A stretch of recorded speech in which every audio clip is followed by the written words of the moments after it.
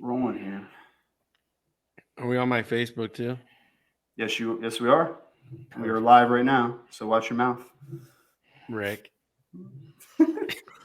Oh, me. Yeah, okay. All right. Giving it a second here. Welcome, everyone. Give it a second for what? We're live. Let's go, baby. Hey. All right, let's do it. We're going. Roll. Welcome to Mavs Sports Take. We are episode 14, bringing you everything and anything you need to know. College football, NFL draft, anything and everything in the sports world for some unmuzzled sports takes. Ryan Roberts here, Director of Scouting at NFL Draft Bible. I got Mr. David Turner, 18-year scouting vet, on the line with me. David, before we introduce our humble guest to the podcast for the first time, how are you doing tonight, my friend? Doing great, fired up. Can't be more excited about this episode. I mean, we got the RIC in prime time. We got Rise and Draft. We got DT. What else do you need, baby? And hey, I couldn't have done a better intro for that. And if I wanted to, I got the owner of NFL Draft Bible, good friend, NFLPA Bowl Game scouting coordinator, the RIC in the place to be, Mr. Ric Serritella. How are we, Rick? Hey, I appreciate you guys finally rolling out the red carpet. Would it take 23 episodes to have me on here? Hey, it's like the Italian household. It's an open door policy. You got to show up, though. If you don't I'm here, baby. I can't open the door for you. I'm here. He's here. I'm here with the Fresca. We're getting it started nice here tonight, my friends. If you have not seen Ric Serritella at 8:30 at night, you see him now if you're live with us right now on Facebook, YouTube, and on Twitter, of course, at Rise and Draft. You are watching with us right now. We appreciate you all for taking some time tonight again on episode 14. What are we doing tonight? We're going to talk some general questions here. We're going to do some pick'ems for college football, NFL. We're going to take some questions at the end. If you have any live questions at any time on any and all platforms that you're watching us right now, throw them in and we will take them down live. But we got a bunch that we want to hit at the end there. Before we begin, I want to remind you, the running back position is something that has become undervalued to a degree in recent years. But we are here to show you through a scout's eye this Friday on Friday Night Scout School the importance and the process of evaluating the position. If you want to learn how to scout through the eyes of a scout, through David Turner, 18-year scouting vet, and myself, please sign up now at NFLDraftBible.com for all our great seminar series that we are doing. We're going to be going through some questions here, talking NFL, college football. We're going to look at some of the teams that may have changed going into the offseason. We've already seen some head coaches fire, some GMs fire. There's going to be a lot of opportunity this offseason. We're looking at teams like the New York Jets, Jacksonville Jaguars, talking about Adam Gase, talking about Doug Marrone. Is the Chargers head coach going to be out sometime soon? We're going to talk about the Cowboys. Is Mike McCarthy going to be one and done? New York Giants, are they holding strong with Joe Judge? Washington, with all the turnover that's happening over there. The Lions, the Panthers. There's a bunch of teams that could be potentially in rebuild, reload, whatever you want to call it, in some transition this offseason. David, if there is a team that you're very confident in, let's start here, a team that you're very confident in that is going to be making a front office move this offseason to either get rid of a coach, get rid of a general manager, what team, if you're a betting man, are you putting money on there's a new person at the top of the organization come 2021? Well, if I'm a betting man, it would be the Jacksonville Jaguars. I mean, it's just they're an organization that's had struggles for a decade now, and they're not getting any better. They don't have the personnel on staff. The coach that's in the seat right now isn't getting it done. He's been there, I think, 5 years. So it's time to make a change of the coach. And I think the GM too, it's just a culture change. It's got to be weeded out. You got great players that, are begging to get out of there. So that's telling you that something's going on with that culture and that locker room, that they don't want to be around each other. They don't want to be there. They just want to go somewhere else and get out of there. So, if I'm picking one, it's going to be absolutely the Jacksonville Jaguars. It's going to have both, I think, openings happen. I'll let Rick pick one, and then I'll go back around the horn here. Well, I mean, I think Joe Douglas here, we're putting you on blast, young man. And we already know Adam Gase is out the door. From what my understanding is now, it's make it or break it time for Joe Douglas, because Adam obviously had an influence in bringing Joe in. And now you're hearing that even though he has 4 years left on his contract, he is defending Adam so hard that he is now in jeopardy of being canned. And so in the next few weeks, either Joe is going to have to social distance himself from Adam Fugazi, or, he's going to have to put his big boy pants on and make a decision and say, hey, either you're in or you're out. But I'll tell you what, if Joe Douglas continues to stand for Adam Gase the way he has behind closed doors, he'll be out the door as well. And that's sad, because I've been defending Joe the whole time, because I think some of the moves he's making, it makes sense for next year to build, to get better and everything. I just don't like the coach at all. I think that coach is a killer. And last night, well, it's a tough position, David. I mean, he brings you in, and then you got to kind of pull an Easter Bay and stab him in the back to remain. Well, it's not really an Easter Bay. I mean, to be honest with you, it's a situation where the coach is making he's made his own bed and he's lying in it. It doesn't mean you got to lie next to him. You don't got to bury him, but you don't got to lie next to him and snuggle up like he is. You didn't have the invitation to the bed without one. Hey, she can invite you to bed. Doesn't mean you got to snuggle up. You can turn your back and look the other way. I'm just saying. You don't got to go little spoon, big spoon. Well, I think it's going to be an interesting case. And, Jacksonville's interesting too, because you have $100 million in cap space projected for next year. But, that's the devil's advocate, because you've got to beg people to come play in Jacksonville. You've got to overpay. I mean, you're already overpaying once you're paying for talent on the free agent market. You're already overpaying. Now you've got to overpay on top of overpaying just to bring them into Jacksonville, because as David mentioned, all the talent that's cried their way out the door there, something's going on. Well, in one situation that I really want to talk about with you guys a little bit, because and me and David have talked about this a little bit, Rick, is the team that I had higher expectations going on before the season is I was looking at the Dallas Cowboys and the roster and the semblance of a lot of what seemed like core talent to that team. And then, like, obviously a lot of injuries, right? Like, you cannot substitute for some of the things that have happened. I mean, I saw a list today of the players that have gotten hurt. It was like quarterback 1, cornerback 2, linebacker 1, like all throughout. Yeah, that's the NFL though, right? I mean, that is the NFL. My question is, are we giving Mike McCarthy a pass on this? Maybe we'll start with David here. Or do you think that his job might be in jeopardy heading into the offseason? Well, it's Jerry Jones, and Jerry Jones wants to pick the players. He wants to set the table. He wants to cook the meal, and McCarthy's fine with letting him do all that, like Jason Garrett was for all those years.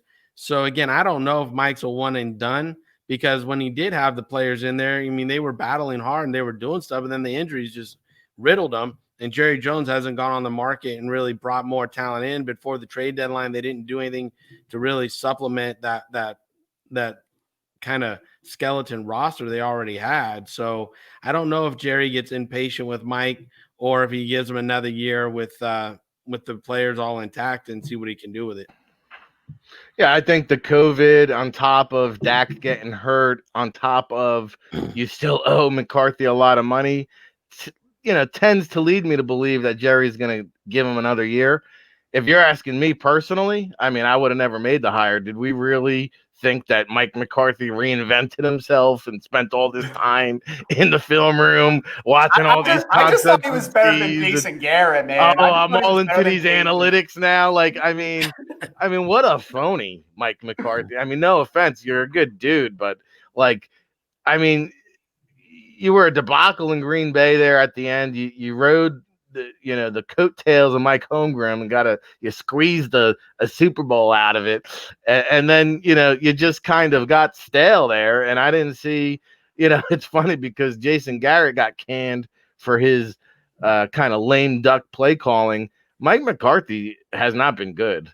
And so, I don't care if it's Garrett Gilbert, Gilbert Grapes. I mean, Mike McCarthy's been terrible.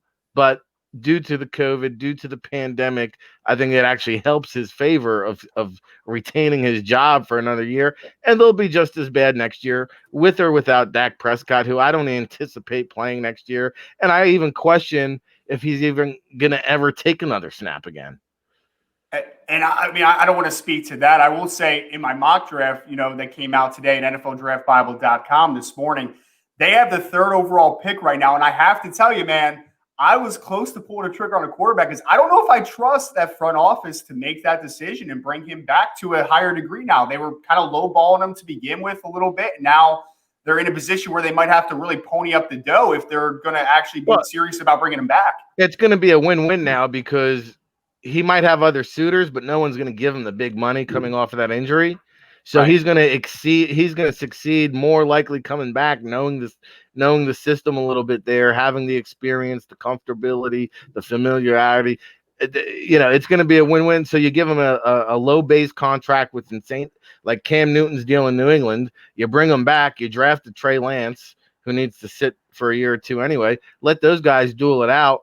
I mean, hey, you've got another Washington Redskins scenario in Dallas brewing next season. I don't want to see Trey Lance in a Cowboys uniform. It would make me despise him. And I like Trey Lance, so I don't want to despise him.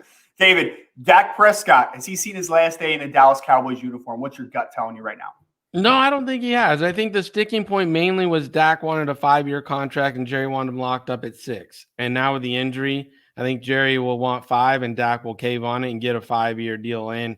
And the money wasn't far off from what I understood. It was more about the length of contract, that extra year is what they were battling over. So I think if the money was as close as they were saying, he gets rewarded and he gets put into a position where he can be successful. Because like Rick said, he knows the offense. If they're going to have any kind of success next year, instead of scrapping it and going to a rookie, you bring in Dat and you let him roll. And hopefully that offensive line gets back together, because I think they have 3 starters now on IR and done for the year. So, that's a major reason why those guys aren't moving the ball and moving the sticks like they used to. And then the other thing, when we look at this list that we have up here, the Washington Redskins, I think next year will bring in maybe a GM or somebody that's familiar with Ron Rivera that can help him. And you got to look at the Panthers down the road. If Marty Herney might be out at Carolina, does he move up the road and go work with Rivera in Washington, or does Rivera go a different direction and go and get somebody else that he knows, maybe from the Panther line, one of those guys working up in Buffalo, or one of the other spots that they've moved on to come work with him. Is that a rumor? I really don't even have any background on that. Is Marty Herney potentially out after this year? Yeah, I mean, last year when they hired the coach, there was a rumor that Marty was going to be out because the coach was eventually going to, come in and name his own guy. And I think through this year, it's still the anticipation is Marty's going to wind up being out, and then he's going to, the coach is going to bring in his own guy this year. It's funny because now you're starting to see this generation of where the head coaches have an influence on who the GM is. Like Kyle Shanahan brought John Lynch in, right? John Gruden brought Mike Mayock in, right? Now you're going to see Matt Rule is going to start bringing his people in, even though you could tell by the draft that they just had all defense. Rule had his fingerprints all over it, but now he's going to get his evaluators, and you're going to be impressed with some of the people that are rumored to go to Carolina in that front office shakeup. Well, I come from the old school where, I was working under Ernie Accorsi and, guys like that were dominant GMs, and the coaches answered to them one way or another. And the reason I like that model is just because that's the way I came up. But the focus of the GM is on the team and the organization, what's doing best for the organization, not just winning week in and week out. Because sometimes you have to make a tough call on not signing a player or not giving an extension because it's bad for the organization moving forward. When the coach is like, I need this guy to win next year, if it's going to make him happy, I might reward that guy with the money. And now the organization is struggling a year, 2 years down the line. And it's not that the coaches don't get the cap. They don't understand that. I just feel when I've dealt with coaches a lot, they're emotionally invested in winning, and that's where they need to be emotionally invested in. And I think those conversations with conviction and a lot of debate are great to get the right answer out of the room. But in the end, having a dominant general manager that has the best interest of the organization and the owner at all times with every decision-making process is something that I think is lacking. I agree with you 1,000%. But then, you got the owners that are going to look at the Patriots and see the Bill Belichick model. They're going to look at the Chiefs and see the Andy Reid model. And they're going to say, well, hey, it's working. So I agree with you wholeheartedly. But the reality is, I think as owners get younger, the GM roles get younger, the head coaches get younger. My guy Raheem Morris, who hopefully we got a chance to talk about, he was a head coach at the age of 32. People forget that. He's now 44. He's learned a lot. Why doesn't he get consideration for a second chance? I hope we get to talk about that later on. Pride of Orange, New Jersey, by the way. Got to throw in the New Jersey vibes. I think Carolina might be a sneaky place for some movement because I don't know how long they're going to be able to hold on to Joe Brady as well, that offensive coordinator. I feel like he's going to be a hot head coaching candidate as early as this year. I don't know if he's going to make the 1 year jump after only being an offensive coordinator for a single season on the NFL level, any level in general, right? He wasn't even the offensive coordinator at LSU. He was the passing game coordinator. He wasn't even the full-time play caller. So that's going to be an interesting situation, conversation. We know, as what we all do, David does with ANC Combines, what we do with the NFL Draft Bible. This offseason specifically was one that was very difficult for a lot of players to get their verified measurables with everything that was shut down, COVID-related, the quarantine. It was hard times for a lot of players. Wanted to move into talking a little bit about, we know the college all-star games are a big measuring stick, a big opportunity for a lot of prospects to get their name out there, to get some more film, to get in front of NFL coaches and scouts. We know that the pro days are another huge opportunity. David, I want to start to you, though. There's opportunities besides these two for these verified measurements. I know you're doing great work at the ANC Combines. Tell us a little bit about the opportunity to get these verified measurements and maybe why it's so important to be ready to get those when you can. Well, when I'm talking to some of my connections in the NFL, asking them what their problems are, how we can solve them, how we can help them. One is knowing what kids are in shape. Two is knowing what their measurables are right now, current weight, current speed, current, measurables. And then are they COVID tested and are they, COVID free? And then what have they been up to since, they got cut in training camp or before training camp, to know like what they've been doing, just to sustain their lifestyle and, all that stuff. So at ANC, when they come to ANC, top performers, I interview, I talk to them personally, I write reports on them to just let the NFL player association or player personnel people know what they're doing, what they're up to, or what they've been. Then when they run their 40s, like this last combine, we had a guy run a 4.28, 4.34. And it's like, well, he can run. He's in shape. He had a great workout. We had a couple of good quarterbacks out there, like Cookus. Just he got cut right before the Giants went to camp because they went from 90 down to 80. He was supposed to go to camp with the Giants, and he got cut, so he came in through for us with a couple other good players. So, it's a situation where I like these kids that are trying to take the opportunity to build their resume and continually update it, just like the hub, what Don Yee's doing out there. I'm sure Rick can talk a little bit more about that. But these are opportunities these kids really should be taking in order to keep their resume relevant. Yeah, it's funny. David made me fess up because we had a running back, Javonte Holloman, Cincinnati via Eastern Michigan, I think. Michigan, yep. Yeah, so and he'll be out at the hub this weekend. So, we're timing him, and he comes across the finish line, and I'm looking down at my stopwatch, and I'm saying, oh man, 4.27. Jesus, I must have been off on this one. So, I usually do my 0.04 adjustment. 4.31, Here comes Turner. 4.27, 4.27. I said, shit, I got 4.27 too. He's like, you liar, just be honest. And I had never timed somebody in the 4.2s. But it was legit because he did it a second time. I think at the second time I had him like 4.24, and it looked every bit of it. Now, Holloman is going to be out there at the hub. The one thing we said is he runs a little bit high. If he could just work on staying lower and, just being a little bit, tougher than finesse. I mean, here's a guy who's got explosive speed, but yeah, I mean, hey, what ANC is doing, getting the measurables down. Thursday we'll be in San Diego. Shane Ray, Matt Elam, a couple of former first-round picks. Brian Lewerke's will be out there. Devin Ross.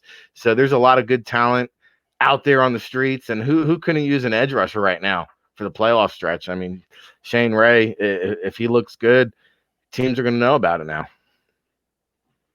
And Shane Ray, a part of that really nice little pipeline that Missouri had going there for a while with pass rushers, talented players there. Holloman, I'm not too familiar with him, Rick. You said he's a running back? Yeah, he came out early. He started at Cincinnati. He finished at Eastern Michigan. And, just got kind of caught in the cobwebs throughout his college career. Never really found the right situation or the right fit or the right opportunity. And he, dipped his toes. He came out early, got bad advice. And it happens. You hate to see it. But now here he is, trying to get recognized.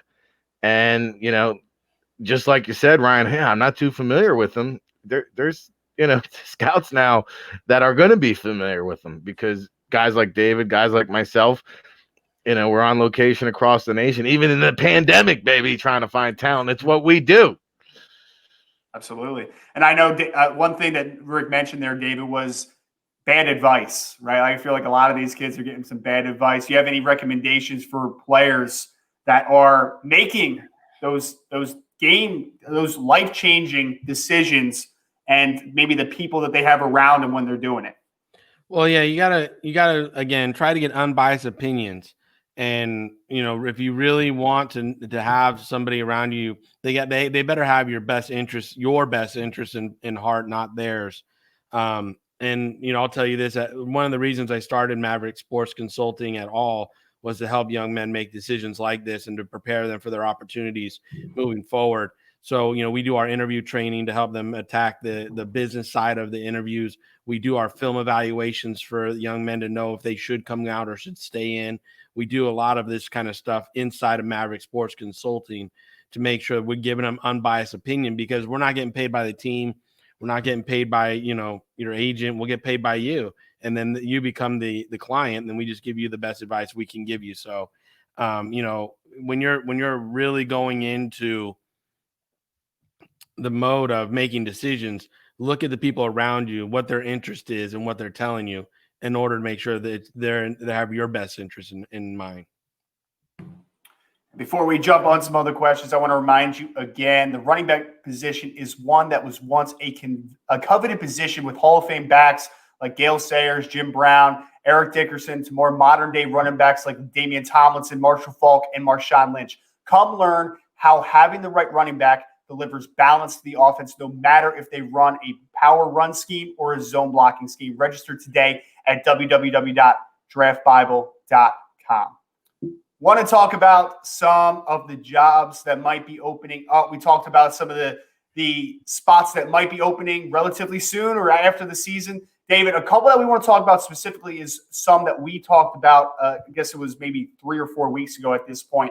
The Atlanta Falcons, the Houston Texans, those jobs came open early. Those were the first two. Let's start with Atlanta. We mentioned some guys as far as replacing Thomas Dimitroff, replacing Dan Quinn. Do you have any others that you think maybe have come to the forefront as possibilities, or are there a couple that you just think that you believe in that should be heavily considered for the Atlanta job? Well, I think the Atlanta job will be the most pursued job because of the owner. And when you have a good owner, it becomes a plum. Everybody wants to go pick that plum and be there. And this owner has shown patience. This guy has shown that he'll put money where his mouth is. They have a very top heavy scouting department. They pay the good scouts good money. So, for me, I think you're going to see that one being pursued by guys like George Payton, Ed Dodds, Scott Fitterer, Trent Krishner, just to name a few of them that are going to go in. And after that, I wouldn't be surprised if Marty Herney might want to go there and jump ship to there, or even Marty Mayhew and Ray Farmer would be chasing that job. Even Dorsey might want that job. So, as far as the GMs go, those candidates, I think every one of them are going to want an interview. We'll see who gets the interview and what they want to do there. As far as head coaching candidates, I mean, I know Rick likes Raheem Morris, who's there and doing a good job with them right now, to stay in and maybe hold over. But I think, when you look at that mix, typically, like when Dimitrov got the job, he got to name the head coach. So I really think the owner is going to hold true to that model and not go a different way. He's going to name the GM and let the GM bring his own coach. And Rick, do you think that the Atlanta job, talking head coaching and general manager in general, do you think that is the desired landing spot, like David said, over the Houston Texans potentially? No, because Deshaun Watson is a great quarterback, and that's what you need to win in the NFL. Matt Ryan is on the back nine.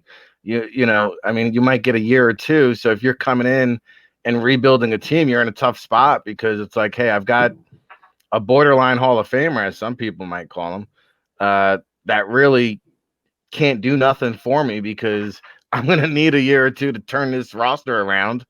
And by that time, Matt Ryan's going to be washed up. Whereas in Houston, you've already got a franchise quarterback. So now, build around that. That's appealing to me. And I think John Dorsey would actually be a good guy in Houston because you've got Easter Bay there to kind of be that buffer, similar to the way Ballard was in Kansas City, kind of serving in that same capacity because as you know, Dorsey can get a bit chippy. Put it mildly.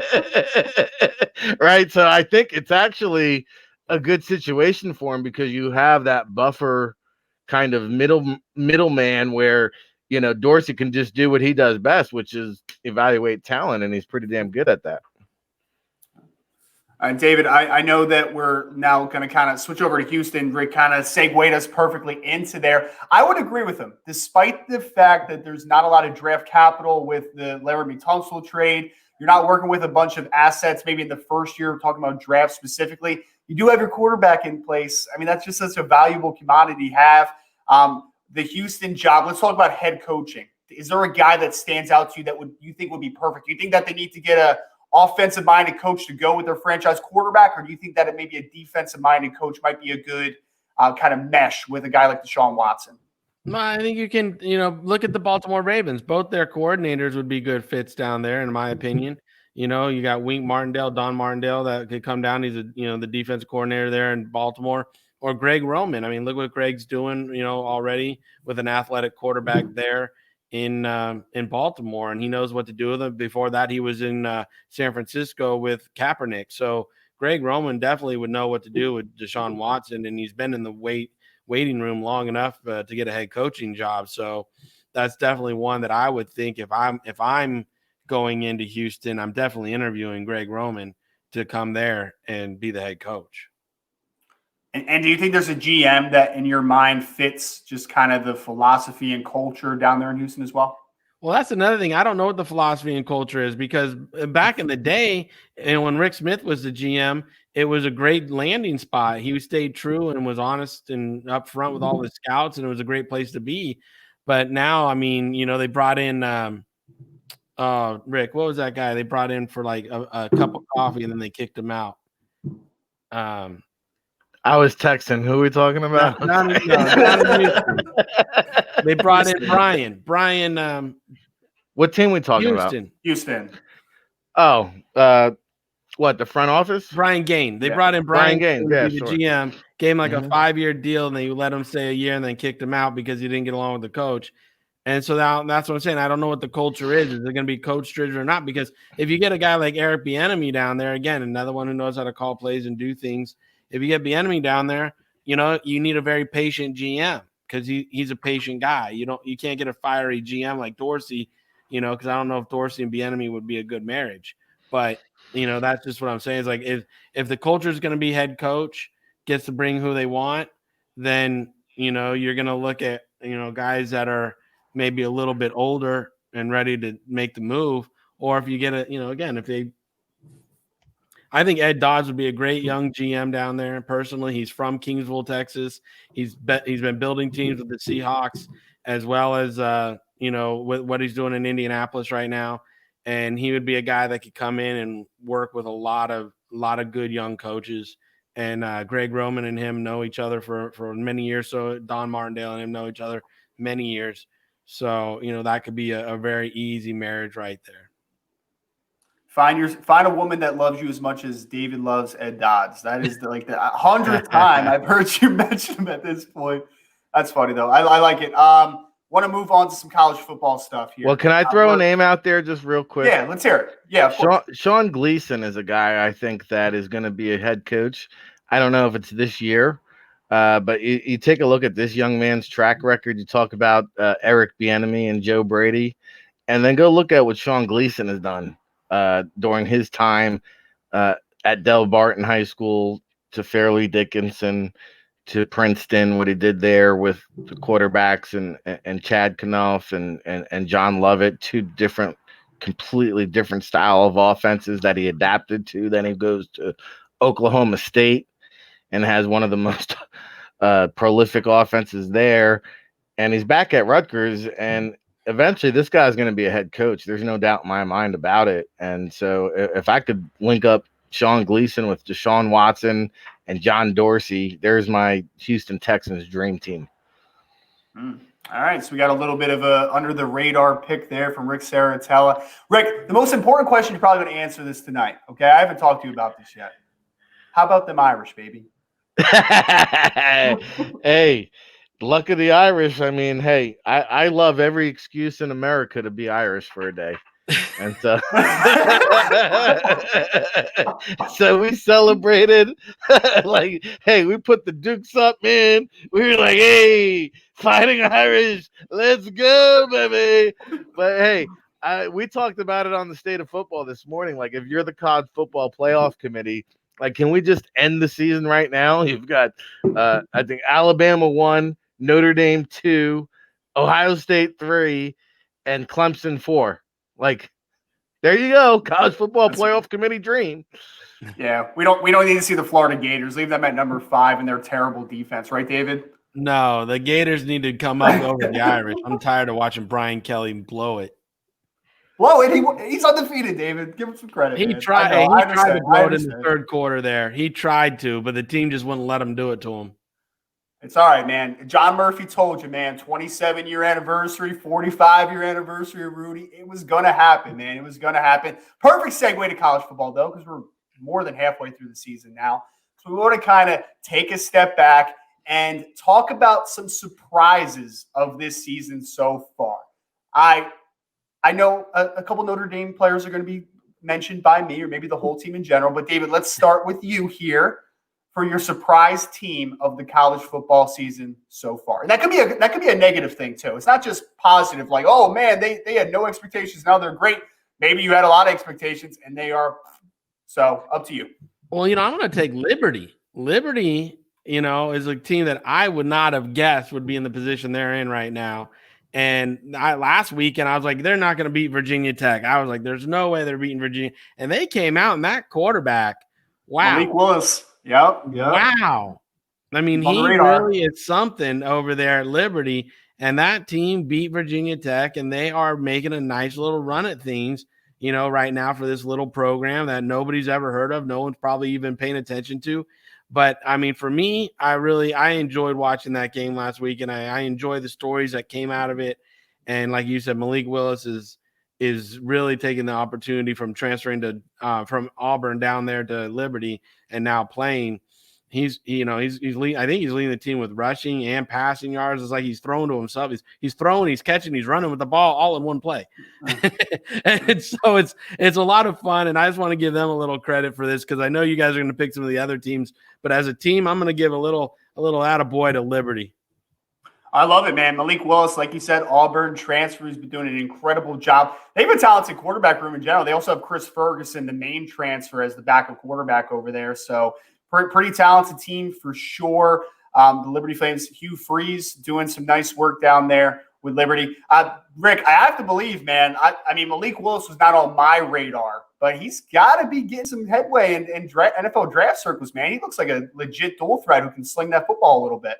No doubt. He's got all the traits and characteristics you look for in the modern day NFL offense. So, He's no doubt on the NFL radar. And remember the Silver Surfer? Freeze him. Hugh Freeze, baby. I mean, he's back on the P5 radar. I think this man is he's up in the press box. He's calling plays from the hospital bed. Like, this guy is like unbelievable what he's doing over there at Liberty. I mean, my team, I don't think there's even a question about it, though. I mean, the Chanticleers, Coastal Carolina, are you kidding me? Undefeated, 15th in the nation. And we joke about it on the morning show. Like John Murphy always says, like, I always Google Chanticleer. I still don't know what it is. I just looked it up. I think it's a rooster, right? Isn't it? No, it's not just a rooster. It's not Okay. just the red rooster, right? It is a fierce rooster who dominates the barnyard. I just looked it up just now. It's a fierce rooster that dominates the barnyard. And so for that reason, it's Coastal Carolina. Tyron Jackson, when he gets inducted, hazed as a rookie into the NFL rookie minicamp, they're going to have a red rooster wig for him to wear. It's not just a rooster. It's a fierce rooster who dominates the barnyard. He's the backyard bully. Oh, man. You know those little fisticuffs you got going with the Fighting Irish? I'm just thinking about a chicken now doing that, getting it going a little bit. Like Foghorn Leghorn like this. Right, exactly. Who's the Looney Tunes rooster? Foghorn Leghorn. There you go. That's it. The Chanticleers. Hey, shout out to the Chanticleers because they have a couple prospects, like you said, Teron Jackson, CJ Brewer, defensive tackle, CJ Marable, and they have a freshman quarterback named Grayson McCall, who is very talented. I definitely have my eyes on. I think he's a redshirt freshman, if I have that correct. Maribel's been a little disappointing. Step your game up, son. Yeah, not great. His yard per carry is very down right now. They have a tight end too that's talented as well. That defense though is playing on an absurd level right now. That defensive line has a couple NFLers, in my opinion. My surprise team though, I guess I have to throw out BYU, right? Like I don't think anybody thought that BYU would be sitting there undefeated right now. The rise of Zach Wilson, who went 10th in my latest mock draft to the Carolina Panthers. 10th. David finally came around. No. He finally came around. No. David, go read the description that I wrote in there, okay? I am not a believer. I literally said I don't believe. You put him in your top 10. You put him in the top 10. You must be buying something. If he's in your top 10, you're believing in something. I'm buying that there's going to be a fourth quarterback in that top 10 with how many quarterback needy teams there are. That's all I'm buying into. With that limited arm strength, there's no way he's top 10. Oh, is this David for the listening audience? There might be a lot of Zach Wilson fans out there right now, man. If you're live with us right now on Facebook, Twitter, and YouTube, you might be very sacrilegious right now, my friends. Hey, you can come at me any which way. I've seen that kid since he was a freshman, and his arm strength has not gotten any better. You watch how many balls of his die at 35 yards, and the receivers are having to adjust backwards or wait on the ball to get there. He doesn't have that rocket arm that you're going to try to look for in the top 10. Not like I said, I'm not trying to kill the kid. I mean, Drew Brees went the first pick in the second round. There's no disrespect if you go late first round, early second round, and you can have a Hall of Fame career like Brees did, okay? Not saying that. I mean, Dak Prescott was a fourth rounder. Brady's a sixth rounder. We all know the stories. So, I mean, you can have a really good career without going top 10. I just don't think he's a top 10 talent because he doesn't have the arm strength that a top 10 quarterback should have.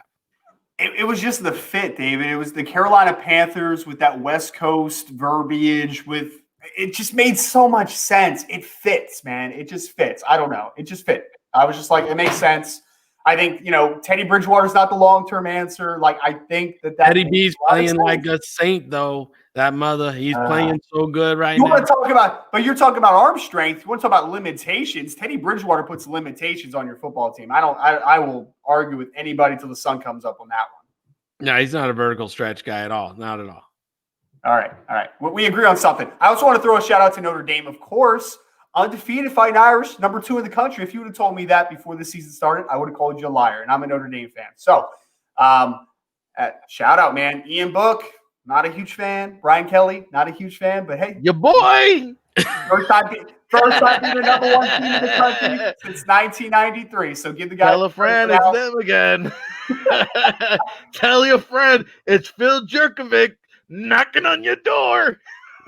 Not this week, Rick. Not this week. Don't get me started already, man. No, let me tell you something, though. If Boston College wins this weekend, etch his name right in the history book, right next to Doug Flutie. Doug Flutie, Phil Jerkovic, right there. Just saying. Glenn Foley, another New Jersey guy. We'll throw his name in there. Yes. Oh, my God. Wouldn't the Jets die to have a quarterback as good as Glenn Foley right now? Don't say that. Don't say that. It's honestly hurting my head, though, knowing that we have to face Phil Jerkovic this week. It was so funny.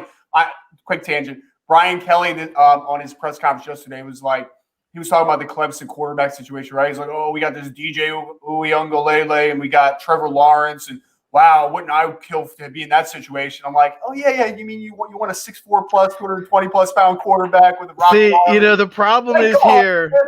Ryan knows deep down in his gut what's about to happen this weekend. He knows what's coming. Oh yeah, he does. Not gonna happen. No. He knows what's on the horizon. No. Is it in Chestnut Hill by any chance? I'm actually not sure. I don't think so because they were just at home. So I think because you know what Snoop Dogg says. You never want nuts on your chest. I don't know when he said that. You got to go chapter and verse on me in the Bible there. I don't know where you got that one from. You never heard that one? Okay. I think Rick's sipping on some gin and juice. That's all I think that's happening. He's got that Tanqueray and going. Go play it back. Believe me. Those listening audience at home know what I'm talking about. If you have any idea what Rick's talking about, send us a comment in here right now. Yes, please do. On my 1993 party people. Yes, I know you're out there. No, they're already tucked in and they went 9-9 already. Rick, send us give us a player that has impressed you this year after you take another set. All right. A player in college football that has impressed me. I mean, is it anybody other than Kyle Trask? I mean. That's here we go. I mean, seriously, we're at the point now where Joe Burrow was a year ago, where you're trying to find out, is it fact or fiction? Is it real or mirage? Because I'm starting to hear now that it could be real. And so, like, when you take a look at a guy like Trey Lance, who's a one-year starter, oh, by the way, I would be scared out of my mind to take Trey Lance in the first round because – Dwayne Haskins was about as big of a miss, a big of a swing and a miss the NFL Draft Bible has ever had. And these one-year starters at the collegiate level, they just scare the heck out of me now. Because, it's just scary. Because history tells us these guys just aren't ready for the next level. So, to me, I'm starting to think that there could be a team out there when it's all said and done that values a Kyle Trask more than a Trey Lance. And I think, I haven't seen a guy improve that much. Maybe Zach Wilson, right? And, we talked about it on the State of Football. I think the Johnny Manziel comparison is kind of true for Zach Wilson. He might be Is that good, though? Well, I think Zach's better. I think Zach is better. I do. And I think that is it good, Ryan? Well, if you have a philosophy like the Arizona Cardinals that are all in on it and are going to build their team around that kind of style. So if you link them up with the right coach, now Johnny Manziel, it was between the ears with that guy.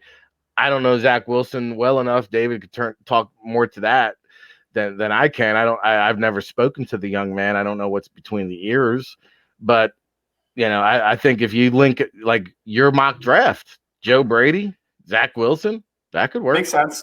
It makes sense. Yeah. No, I like that fit. With Brady more than I like Wilson. Man, I'm having such a hard time with Kyle Trask. I really am. Like, I have just been repeated. Like, I'm not even busting your balls. I'm not, man. I'm not. You hate the whole state of Florida. You hate on the U. You hate on the Gators. You hate on the Seminoles. You're a hater. The whole state of Florida might as well not show up to Ryan Roberts because he's a hater.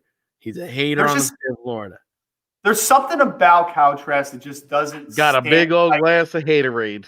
Big old glass. That's fine. That's fine. Rick, honestly though, you know who he reminds me of, and I don't think this is a negative, even though David took it as a negative. I compare him to Nick Foles, and I don't think that's a bad comparison. I don't think that's a bad thing. No, here we go. That's a compliment. No, it's not. It's not bad. Hey, man, he's got a pretty solid career. Come on, son.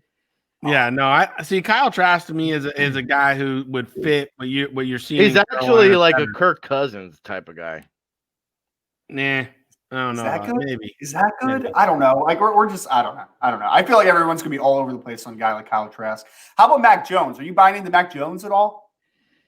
He throws a beautiful deep ball, but I mean, he's got such a great, talented supporting cast. I'm always skeptical of those Alabama quarterbacks, though. I just don't know. I think Tua might be against the grain. We'll see. But traditionally, those Alabama quarterbacks, good college quarterbacks. But yeah, Tua looked good this past weekend, though. So hopefully he's. Well, listen, I could throw for 300 every week. You give me those Alabama wide receivers, I could. I want to see that actually. I want that to happen. I'll take that action. I'll take that action. Mac Jones, I like Mac Jones to be like a solid second-round pick. Be honest with you, I think he could be a second-round pick to a team that needs a backup. Sees this guy and what he like. Again, he has a good vertical ball. So if you're looking at a team like maybe the Raiders or something to have a really solid backup there with Mac being in the mix and pushing the head guy, the top guy there, Carr, that would be a good mix to me right there. That would be a good landing spot for a guy like Mac. Yeah, I don't think anybody's taking Mac Jones with the intent that this is going to be the guy we hand the keys to the Cadillac to. I agree, but I'm starting to see it now. The whispers, first round pick Mac Jones, and I cannot get there in any sense. Like I'm David, I'm like, come on, son. I'm similar to you, David. Like somewhere on day 2. That's a spot, I think. Yeah, and for me, like what Rick said, I learned early in my career. Bill Walsh used to say, if you got a 1-year starter, you got to look backwards and see why he was a 1-year starter. If the person in front of him was an all-pro type player, a top draft pick, Priest Holmes, Ricky Williams type situation, now you know why that guy was number 1, right? If you had like the McGahee Gore situation down there and in Miami, with all the running backs now, taking us back. Yeah, then you got a whole bunch of your experience. Right? Yeah, so then you understand the situation. But if the guy in front of you couldn't beat out and you're not that, and again that guy wasn't that good, well, that tells you a little something about what fighting that dog looks like. So for me, I don't like quarterbacks that are 1-year starters. Like last year, like I said, Burrow would have been really hard for me, even though it made the most sense for Cincinnati to take him. And I think this year he's showing that he's a great young talent. It still would have been hard for me because he was a 1-year starter and he had an incredible starting cast around him. Like Rick was just saying. It was 2 years. What? It was 2 years, but it was a 1-year wonder. He just kind of catapulted, but he wasn't. Yeah, the first year at LSU, it was kind of like just mediocre, where you thought like, I thought like, all right, well, Danny Etling got drafted, right? And Joe Burrow's a little bit better than Danny Etling, so I thought, hey, maybe he could be a day 3 guy, but nobody expected him to catapult into that first. Nobody saw a first round pick, never mind a first overall pick. Right. We barely knew his name until this time last year. Then we were like, oh, who's this Burrow kid? But again, like Rick just said about Mac, I mean, you give me that LSU team last year, and we could have thrown for 400 yards. I mean, with the back out of the backfield taking it 70 yards every time he touched it. So, it's just a situation where you have this talented team stacked around him. Mac's got the same thing around him. I think when you look at these people, Kyle Trask has, a really good team around him. Not the best, but a good team around him. Zach Wilson might be the one that doesn't have the best team around him. He's got some good players at BYU. He got some good players, but he might not have as talented as a Trask, Jones, those guys right now. Mm-hmm. And I want to throw my for my surprise player for the year, I want to throw in who has been the best offensive player for Notre Dame. No, I'm not talking about Ian Book this year. I'm talking about Mr. Kyron Williams, running back, true sophomore. He's a future NFLer, absolutely. He was the best running back on that stage the other night. They're talking about Travis Etienne on the other side of the field on him. But we're talking about Kyron Williams with the 75-yard touchdown to begin the game, 140-plus yards on the day against Clemson, against a defense that only allows less than 100 yards a game. Also had 3 touchdowns, including the game winner in overtime. David, let me hear from you. Who is your surprise player from the season? Well, again, I'm a guy that's going to go with Trask. I didn't know him before the season. I watched the first game. You know, my buddy Will Homer's down there doing personnel for them now. So I just tuned in to see what they got and what it looked like, to give him a little feedback. And all of a sudden, I love Kyle Trask's feet in the pocket. I love how he climbs up, hitches up to make the throws, you know, lesser of a throw. He works the pocket really well. He's got great field vision. He doesn't throw into traffic. He makes really good decisions. And then players like Tony and Pitts around him just accentuate him. And that center they got there, like I said, I think he's a really good center. So, but Kyle Trask to me is one that I was surprised with, you know, heading into this season. Okay. And last one we want to talk about, we got to talk about some coaches, man. I'm going to throw a shout out to University of Arkansas.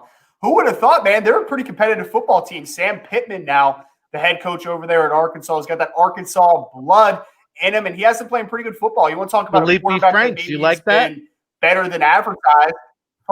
Felipe Franks, man, he's playing okay football. I don't think he's an NFL guy. I mean, like, he's an NFL guy. He's going to be a backup, but I don't think that he's going to transcend into anything more than, you know, a quality backup at the next level. But, hey, Arkansas is playing some good football. Sam Pittman's doing a good job. Rick, you on board with Sam Pittman, or you got somebody else for me?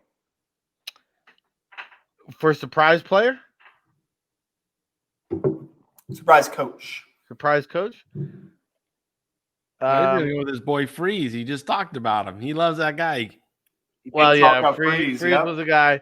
I was hoping to go surprise player was going to be Deuce Vaughn from Kansas State, but surprise coach, you know, I think I would throw Hugh Freeze in there. How about this for a surprise coach? Jim Harbaugh. What a terrible job. I mean, yeah, that's terrible. The other way there. Yep. Just terrible. Yep. I mean, I think he'll be out by the end of the year. I really do. I just think that it's been a debacle. You can't beat Michigan. You can't beat top 10 ranked opponents. Quite frankly, you offered 18, you know, you lost 18 of the recruits you offered, you lost to Ohio State. You're getting murdered. You're getting murdered by Ryan O'Day. That's ugly. So I would say, hey, that's my surprise coach. I think Jim Harbaugh needs to give up the college scene. I think that act has kind of wore thin, almost like a Chip Kelly, where, you know, 10, 15 years ago, it was great at Oregon. Harbaugh was all good at Stanford, baby. But it's a different kind of era. It's a different kind of player. And I just don't think guys like Jim Harbaugh, as quirky and as cool as he could be and some of the cool things that he's done, I just think at the end of the day, his style grinds on players, and it's just not going to work at the collegiate level. It's a little bit of fool's gold, I think, too. After beating Minnesota in the first game, I was like, maybe they're turning a corner here. And then they get shellacked by Michigan State, who lost to Rutgers. And then last week, Michigan State lost 49-7 or something like that. It was a terrible game.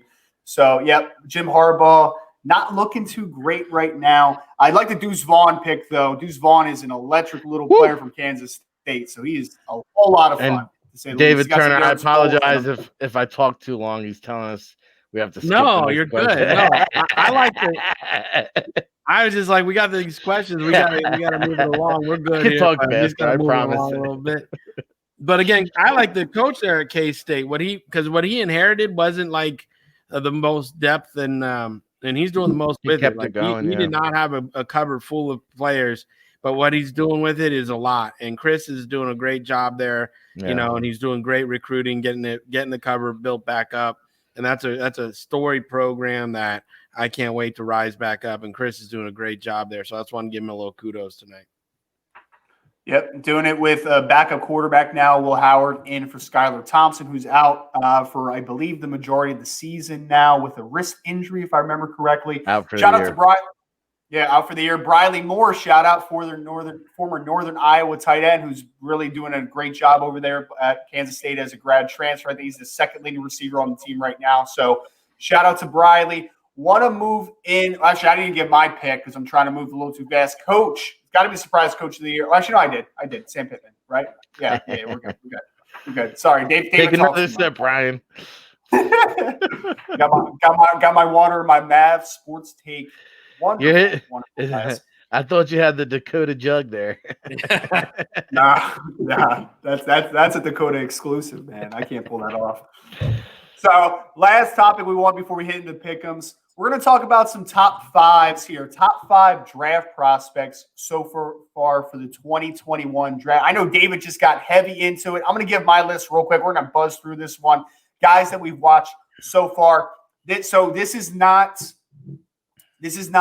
with the this is not I can't think right now. I'm not bumping up every quarterback just because they're a quarterback in this. I don't know what the word is for that. You the bumped value. up Positional value was what I was looking for there. So positional value is not in here. This is a raw film grade players that I thought were the best 5 that I saw in film so far. Penei Sewell, Oregon, offensive tackle.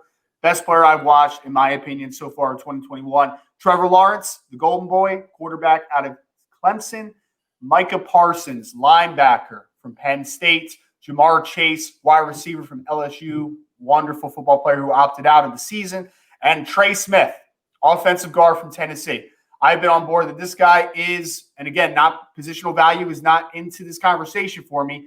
Trey Smith is one of the most dominant football players I've watched on film. And obviously he is the issues with recurring blood clots in his lungs. So who knows what's going to shake out with those issues. And he's a guard, so he's probably not going to go in the top 10, but he's a dominant football player nonetheless. So those are my top 5. David, let me hear your top 5. Well, see, I like Sewell, but I like Fields, Micah Parsons, Chase as well, and then Trevor Lawrence. So I take the Trey Smith out just because of the medical stuff, and I'd put in Fields there because I think Fields, when I watch that young man play, being at 6'3", and I think he's 230, 225, 230-ish, he's really an impressive quarterback. I think that's one that we'll talk more about as we get closer to the draft. Absolutely. He's definitely closed the gap on Trevor Lawrence for the least. Rick, let me hear your top 5 players that you've watched so far in the 2021 NFL draft cycle. I think Trevor Lawrence, Penei Sewell, and Jamar Chase are the consensus 3. I like Micah Parsons. I think that, however, I've come around on Nick Bolton. I think just from a pure football player. Yes. I've come around now, and I think that Bolton might actually be better than Parsons. So I'm just saying, I think just from a pure football talent standpoint, if you give me a guy and I got to choose one, I don't know if I cannot choose Nick Bolton. And then, number 5, I mean, I want to go Kyle Pitts, but I'd probably have to throw Devonta Smith in there. Wow, really? Really? You're that high on Devonta? I am. I think that what you're hearing now is that, he could be a top 10 selection, and he could even challenge Jamar Chase, I think, to be the first wide receiver off the board. Wow. Well, I'm happy that you came around on Nick Bolton, man. For a while there, I was the only one holding the torch for that guy. I was like, I don't care if he's 5'11" and 3/4 or whatever he is, bro. I think he goes in the top half of the first round.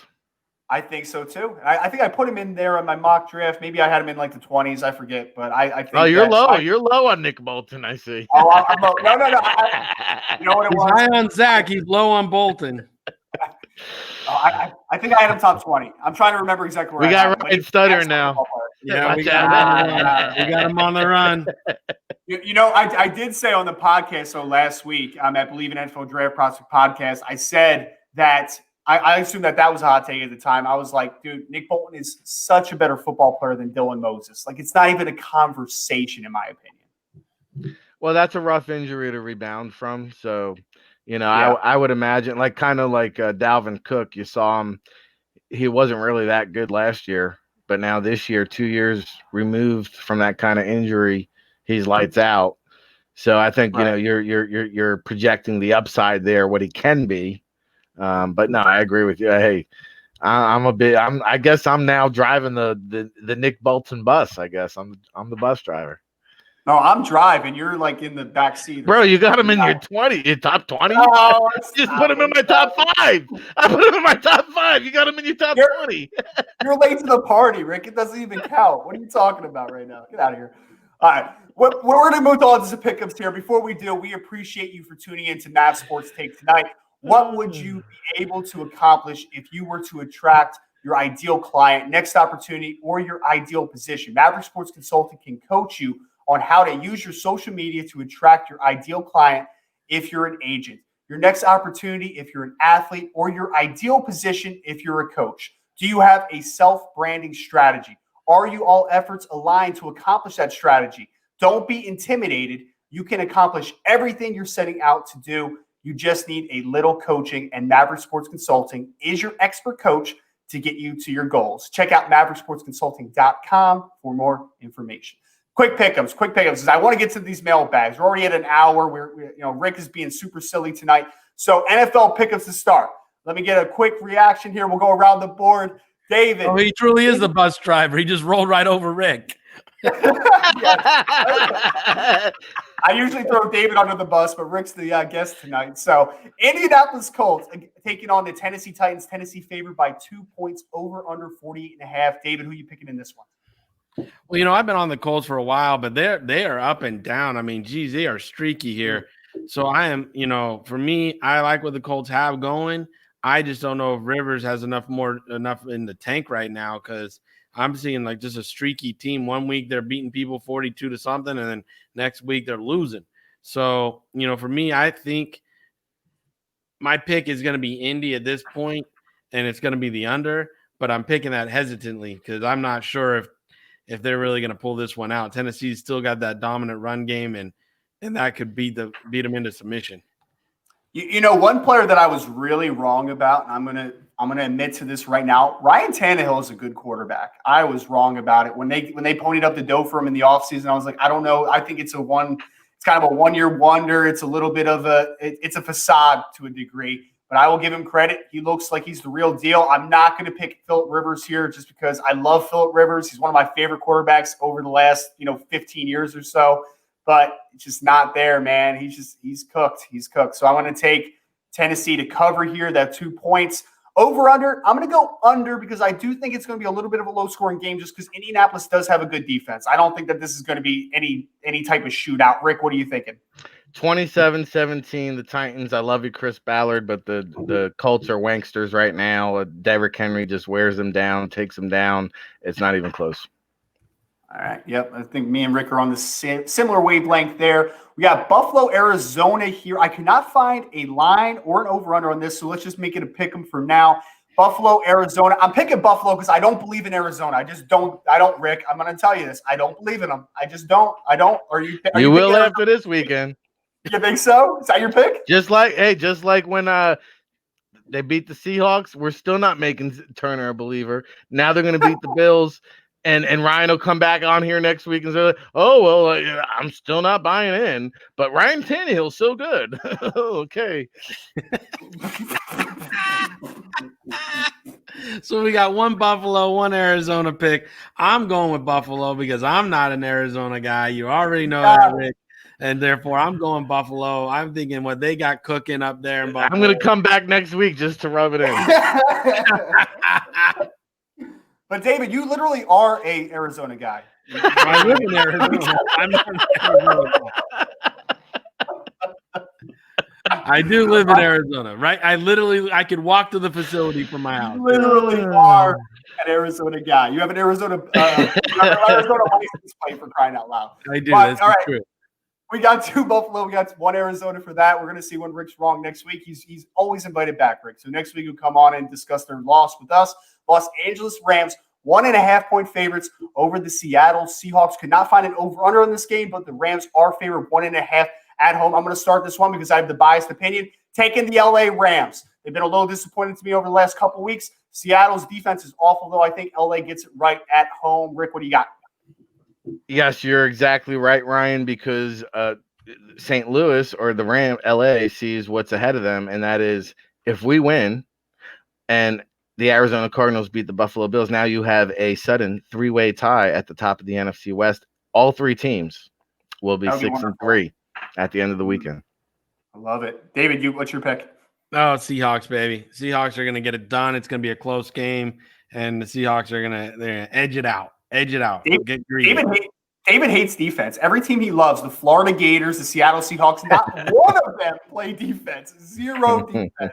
I thought you were a traditionalist, David. I love defense, baby. I love it all day long. But in this situation, you know what? I think the Rams have a good defense, not a solid defense. Is there any defense being played in America? Let's be honest. In the NFL or college football? Not in college football. You know what's amazing? There's only two teams in the league, real quick here. Two teams in the entire league that are holding opponents under 300 total yards of offense. Unbelievable. But I think the Rams are one of them, aren't they? Aren't the Rams? Rams and Colts. Rams. Yeah, there it is. Absolutely. So Rams eked that one out for me. David's, of course, going against the defense again. Cincinnati Bengals, Pittsburgh Steelers. Big Ben is in the COVID protocol right now. David, how much does that swing your opinion on this game? Whether Big Ben plays or not? Cincinnati, they got a shot with Joey B. I think Cincinnati's got a good shot with Joey B with Big Ben out, But I think the Pittsburgh defense here is loaded up. Dupree and them coming hard, and they're going to make this is a defense that's going to win this game. Cincinnati doesn't have much of a defense. Burrow, I'm so impressed with him. I can't even say it. I think he's going to be a quarterback of the future. We're going to be talking about for the next 10 years if he doesn't get hurt. This is a good quarterback, good player. But in this weekend's game, I think Pittsburgh's defense wins it for him. I think we just saw a chink in the armor with Pittsburgh. I'm taking Cincinnati on the upset this week. Oh, I guess Rick doesn't agree. Let's hear it, Rick. No, I mean, Mercury Morris and the boys keep the champagne on ice. Pittsburgh's going to steamroll here and keep that undefeated streak going. Yeah, absolutely. Steamroll. What constitutes a steamroll? Is that like 20 points, 10 points? I'm envisioning like 38-3. Wow. Oh, 38-3 without Big Ben or with Big Ben? I think Chase Claypool is going to have about 3 touchdowns, and Cincinnati will have 0.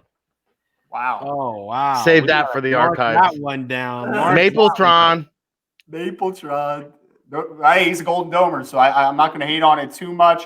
Moving over to the college football games, we have the winless battle in the Big Ten. This college football slate is awful, by the way. There's no game that has 2 top 25 teams playing each other. We have the winless Penn State Nittany Lions taking on the winless Nebraska Cornhuskers. Wow, how the mighty have fallen in those two programs right now. 3.5-point favorites going to Penn State. Over under set at 56. Oh, this is a hard one for me. I want to start this one. I can't bet on Penn State right now. I know Nebraska's not good either, but I think I'm going to take Nebraska here. I really do. That quarterback, Sean Clifford, is awful. You tried to take Nebraska week 1 and they lost. Now I said they were going to cover. I did not pick them to win. You picked them to win. No, I did not. Them to win. And Ohio State smacked them. Roll it back, David. Show me where I said that. Bring that back. I heard you. All right, well, let's go to Rick because Rick was there. Rick, tell him that David's saying lies right now. Well, I will tell you this. Penn State does have enough talent on the defensive side of the ball to pull this one out. So I'm going to go the Nittany Lions. I like Scott Frost. I just don't like the roster. And Adrian Martinez is going to be in for a long day. Yeah, they're going to go to Luke McCaffrey. Luke McCaffrey. That's all they need. Oh, jeez. All right, so David, you're picking Penn State as well? I'm picking Penn State as well. All right. I don't think I would cover that. Well, actually, we made a rule, Rick, a few weeks ago. In every college football game, I'm going to pick the over this year. It's what I'm well, life's too short to pick the under. That's what I was always talking. It's a solid point. We have the well-rested Wisconsin Badgers, fresh off their COVID scares, 4-point favorites over the Michigan Wolverines. 54.5 is the over-under set. Graham Mertz looked like the real deal in week 1. Rick, what's your feeling on this game? Because I mean, I'm very hesitant. I'm not going to pick Michigan. I can guarantee I'm not, because I hate Michigan. But, like, what's the state of Wisconsin football right now with all the COVID concerns right now? Well, I don't know if Mertz is starting or not, but if he is, I'm on the Mertz magic carpet ride, Wisconsin all the way. Okay. David? Yeah, I'm with it. I'm with Rick again. I think this is the nail in the coffin for Harbaugh right here, that he's going to lose to Wisconsin, and then that's it. He's done. You think so? This week? It's the axe is going down this week. I wouldn't be surprised. I mean, Michigan should make the move early, should get rid of him, and then clear the decks to go get another coach. Go get a coach that, and open up the process early. What's the point of hanging on to him? All right. No, I hear you. Like I said, I'm not going to pick Michigan, so we'll zoom right past that one. The most important game of the week, Notre Dame facing off against Boston College, 13.5-point favorites. Notre Dame, 49.5. I'll get my pick out of the way. Picking the Irish. They have their eyes set forward. They are not going to let such a monumental win in the Brian Kelly era go to the wayside. David, are you with me? No, because Kelly's going to screw it up. I don't care how many times you ask me this question. Kelly's going to screw it up. Doesn't matter. It's going to get screwed up. He tried to screw it up in the third quarter last week. They had to go to double overtime against a freshman. He doesn't call the plays. It doesn't. He's a head coach. He's going to screw it up one way or another. It's just who he is. So, no, I'm not going your way. BC's going to cover. BC's going to freaking win. And that is going to be the revenge of the freaking Notre Dame backup quarterback that got thrown out on the street, coming in 6'5", 240 pounds, slinging the ball around on that Notre Dame team, and they're going to beat BC's going to wind up beating them. I'm going to get sick as a dog. If you've been tuning into Locked On Irish this week, you know that it is very difficult for me to talk about Phil Dracovic in a Boston College uniform.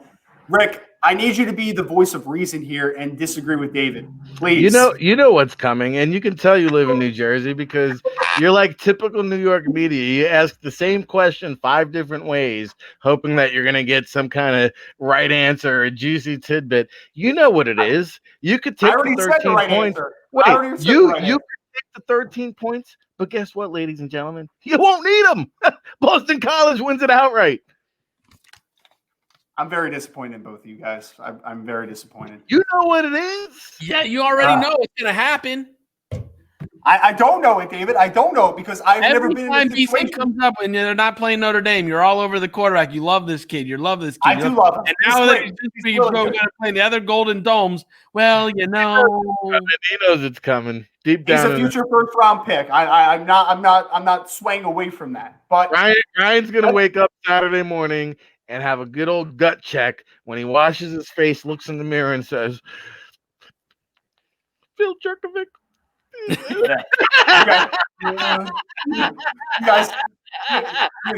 You guys picked Notre Dame to lose last week, so you want to talk about haters? And they nearly did. David, it was a great game. Give the guy some credit, man. No. Get him out of here. Yeah. We're going over to Mailbag for the last few minutes here. We have been, You've got mail.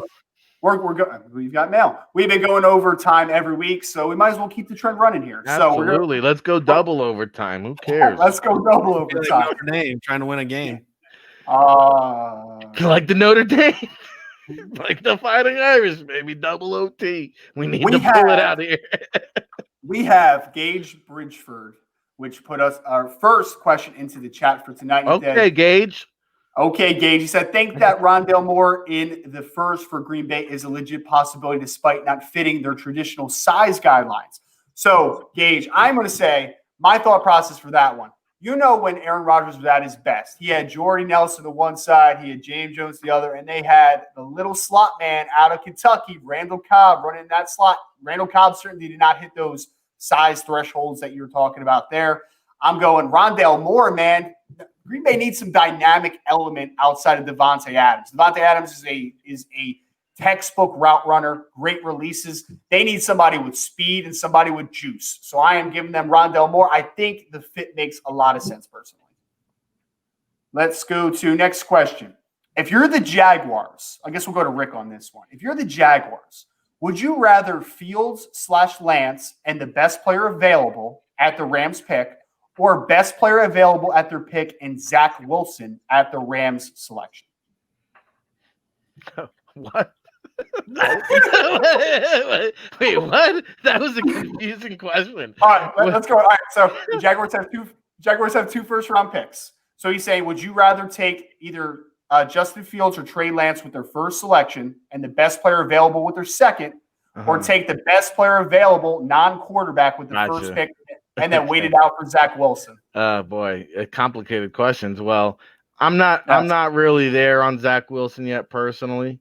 I like what Justin Fields is doing. I think that, from what I've understood, that there's some real legitimacy to how close him and Lawrence really are. And so, for me, give me the better quarterback, which is Justin Fields, all day. Absolutely. I'm there with you on that one. Russell Irving put into the chat. Shout out to Russell. Overall, do you think, and we'll go to David on this one, overall, do you think opting out has improved or damaged draft stock for players? Are there any players that have significant – let's just start with the first part of that question, David. Overall, do you think opting out has improved or damaged draft stock for players? It's going to be a case-by-case basis. I think in some instances, it's going to hurt them. Do I have a specific player in mind? No, I don't. I just think it's going to be a case-to-case basis. And as they're being graded out on the draft boards, who's going to penalize them for not playing and who's going to say it doesn't matter. His talent is his talent, and we know he's healthy, so. Well, I think the one guy, if I can jump in here, Jamie Newman is the one guy that comes to mind for me, because my understanding is that he actually lost the quarterback job at Georgia, which is why he opted out. And so does that mean that he lost it to Stetson, the kid Bennett? that got hurt? No. Remember JT Daniels? JT Daniels? Okay. No. Before Stetson Bennett came in, there was a kid who won the job, and he got hurt the first game. Then Stetson Bennett came in. That's who he lost it to. Dewan Mathis. Is that the? Yeah, I mean, I forget who it was. He had such a short. But to me, that is the guy, because now you've got a school in Wake Forest that is basically like, hey, middle finger salute. You kind of left us out hanging to dry. And then you've got the Georgia program. It's like, we barely knew you, kid. So I don't even know if he's going to have a pro day to work out at, which is why that Senior Bowl invite looms so large. But my understanding is it's between the ears with this kid. He can't process the information. And so that's the guy that stands out to me in terms of opting out. There's a lot of question marks there.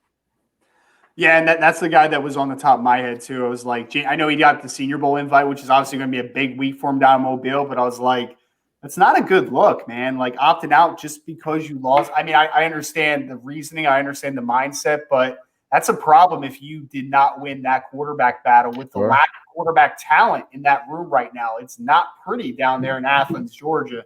So I'm really worried about that one as well. He also asked about some risers. I mean, obviously, like any riser right now, right? Like Kyle Trask, Zach Wilson, those are the guys that come to mind. Without this season, are we talking about them in first-round conversation potentially? Mac Jones in somewhere in the early day two potentially. Those are the guys that have really taken advantage of there being a season right now. So that would be one for me. Rick, we got a Giants question, I think, on here. So let's talk Giants for a second, man. Lay it on me, baby. Are the New York Giants better off drafting a new quarterback in 2021 or improving their O-line with Penei Sewell and maybe waiting it out on that one? Well, Daniel Jones is not the answer. I can tell you that. Last week was actually the first game of his career where he didn't turn the ball over. So kudos to Daniel Jones. But, listen, again, you can't win in the NFL unless you have a good quarterback play. So that's great if you draft Penei Sewell. But if you don't have a guy that can deliver the ball, well, then what are you really doing? So I think the Giants need to move on and move out. And I compare, Daniel Jones is just Dave Brown with mobility.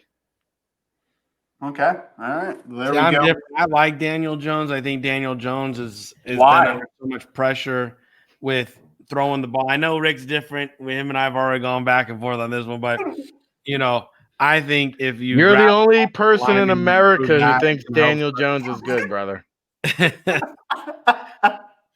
Again, it's where I think if you draft up the offensive line, draft more defense for him, and get other positions, and again a nice tall receiver or something, you can get this offense going. Get rid of that tight end that can't catch. Everybody's all high on him, but that guy can't catch to save his life. Who is high on Evan Ingram? Oh, there's people that are like, oh, I love this guy. Still? The Giants are. Well, yeah, the Giants are apparently. It's it's gross. David, you need to stop, man. You're holding on to the David Cutcliffe tree thing going on with Daniel Jones, man. It's not there. It's not No, there. I think he could be a guy. I do. I think he could be a guy. We'll see. Alex says, what position group has improved its stock as complete unity for the 2021 drafts over the course of the season thus far? So a group that maybe I was worried about going into the season that I'm coming around on, offensive tackle. I thought, I already talked about Penei Sewell. After that, I had a lot of question marks going into the season. I'll tell you right now, there's a lot of guys I really do like. Talking about Spencer Brown from Northern Iowa, Tevin Jenkins from Oklahoma State, Dylan Radins to a degree somewhere on day 2, Jalen Mayfield, offensive tackle from Michigan, Samuel Cosme is a developmental left tackle. I think that the offensive tackle class is good, and I also think that it has a whole lot of depth. I think that day 2, there's going to be a whole lot of good right tackles taken on day 2. There are so many guys that I'm looking at and saying day 1 starters, man, potentially at right tackle. I think that it's that talented of a class. Again, in that second, third round range, I think there's some quality depth to the offensive tackle group. All right, let's see what else we got. Looking down the list. I know it's early, Daniel Garrett says, for this, but do you have any position change candidates? All right, Rick, do you have anybody on the top of your mind that you're like, it's probably gonna have to take a new journey at the NFL level positionally? Well, I guess De'Aaron King is the guy that comes to mind, right? A 5'8" quarterback. I mean, I think he's gonna have to find himself in that Malcolm Perry kind of situation where we'll take you in the 7th round. We'll kind of figure out a role for you. And I don't know if it's at quarterback. I think he can get an opportunity to showcase his talents there, but at the end of the day, he'll probably have to make the switch. We spoke about Kadarius Toney on the morning show and how he could be used in that Curtis Samuel type of role / Antonio Gibson, where you can line him up in the backfield just because when he has the ball in his hands, he's like a running back. And you see, they try to get him out in space and throw him the screen passes and just let him play, make plays, yards after the catch. I could see Kadarius Toney being kind of, just an offensive weapon, quote unquote, utility guy. Mm-hmm. I'm right there with Tony. I think Tony is a guy that you put him with the right coordinator, he could be just an offensive weapon all over the place. Mm-hmm. And David, do you have anybody coming to mind? I know De'Aaron King was the first one that came to my mind. I was also thinking about the cornerback from South Carolina opposite J.C. Horn, Israel Mukuamu. I think he's a safety at the next level. He's like a 6'3" plus corner that has a not very flexible lower half. He doesn't really turn and run too well. He's just kind of, his feet get a little stuck. I think he's a box safety at the next level, which is kind of a weird transition. But that's kind of the other guy that popped in my mind. Sean Dykes. Yeah, Sean Dykes from Memphis is a tight end that's, maybe, he's like probably not even 6'1". So him and Kyle Granger from SMU, I think, are kind of that tight end, fullback, H-back kind of specimen. That's another one too. David, you got anybody else you want to throw into the ring? No, you guys are covering them all. All right, we're covering them all. I think there's a couple of defensive ends, some of the larger defensive ends that are probably going to move inside, maybe even the odd man fronts, but maybe the 3-tech eventually. Well, your Notre Dame linebacker, he could play safety. He could play linebacker. I mean, he could. Jeremiah Owusu-Koramoah, I think. See, David, you know who he reminds me a little bit of? So he's about 6'1.5", 215, 220 pounds. And he plays rover for Notre Dame. He came in as a safety. He's kind of bulked up. He's pretty well put together. He reminds me how you're talking about that undersized Sam Backer in the mold of like a Shaq Thompson. Like that's how I kind of view him to a degree. Yeah, I see that. All right, so that is that. We got any other questions? Our producer's Talked hurrying about us some of the up, guys Ryan. we're Let's go. high on. I'm sorry. I need Rick, I need you to hire me a new producer real quick so we can get some of these questions. Oh, here's a good one. I think we can all kind of chip in on this last one for the night. Ready? Do we have a comparison for Micah Parsons? I think it's a very difficult one.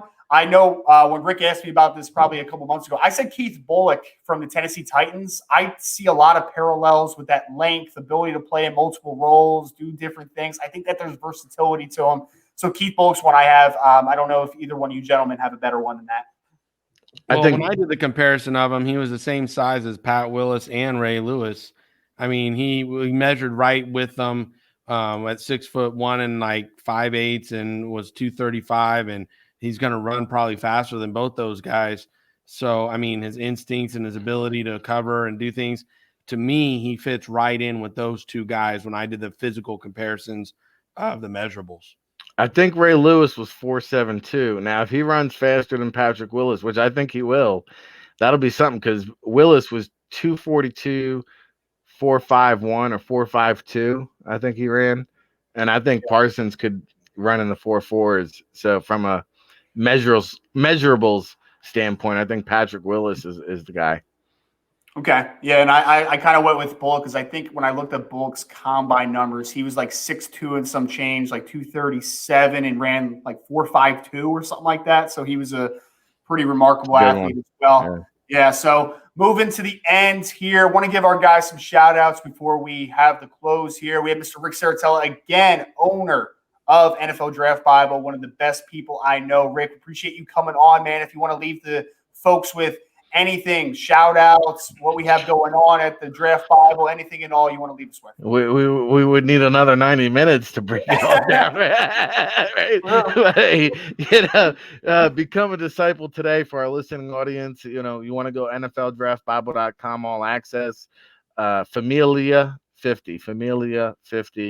It's a November to remember, the entire month of November, whether you want to go all access and get the publication and the new premium website, or you want to check out Baldy Breakdown Seminar or Friday Night Scout School with these guys, take advantage of that promo code. Of course, the Ryan Roberts mock draft was released this morning. A lot of bantering going on the state of football, which airs live weekdays, 9 a.m. Eastern. We're live 6 days a week. The NFL Draft Tailgate Show with these two bozos here every Saturday morning on the Tailgate Show, breaking it down for the people. And, just shout out to David Turner and Ryan Roberts inviting me 34 episodes into their podcast. I finally got the invite and the call up. So I appreciate the call up to the big show. Prime time, baby. Thanks for having me. Rick, I did listen to the morning show this morning, and John Murphy called me clickbait, man. I did not appreciate that. You got our clicks, Ryan. You got our clicks. Hey, I did my job. Of course, David Turner here at Mav_Sports. David, you also have a ton going on right now, traveling every weekend at this point. What do you want to leave the folks with? What have you been up to? What should we be looking forward to from you? No, I mean, I think everybody's at this point who listens to the podcast knows what I'm up to this weekend. We're in Houston, Texas. We're doing the ANC. We're giving the young men some opportunities to come down, try out, get verified measurables, get a workout in, get some tape so they can send out as part of their resume and get it to the NFL teams. We're, I'm going to be doing the podcast Friday Night Scout School this weekend with you, doing running backs, trying to teach everybody how to grade out good running backs, make sure they understand why they're a premium. And again, if you have a good running back, how it balances out your offense better than not having one, obviously. And then, from there on, I mean, we're still writing the books and we're still getting those to market hopefully soon. And, it's just a crazy time at Mavs Sports, doing a lot of consulting, breakdown film right now. The uptake on that is a lot of agents are contacting us, writing film reports, making sure they're not making bad decisions on who they're investing in coming up. And as Rick would say, it's a can't stop, won't stop situation. Rick's going to be over there in Cali this weekend. David's going to be down in Houston, Texas. I'm going to be in Drury, New Jersey, but look forward to talking again, obviously, with these good guys here at NFL Draft Bible, Rick, at Rise and Draft, myself, at Mav_Sports. For Mr. David Turner, we appreciate everybody for taking a little glimpse into our crazy worlds here on Mavs Sports Take, episode 14. Make sure you like, share, review, follow us on Twitter, Instagram, LinkedIn, and Facebook. Again, Rise and Draft for me, Mr. David Turner's at Mav_sports. Looking forward to seeing you all again next week, same time, same place. Have everyone have a wonderful night and talk to you again soon.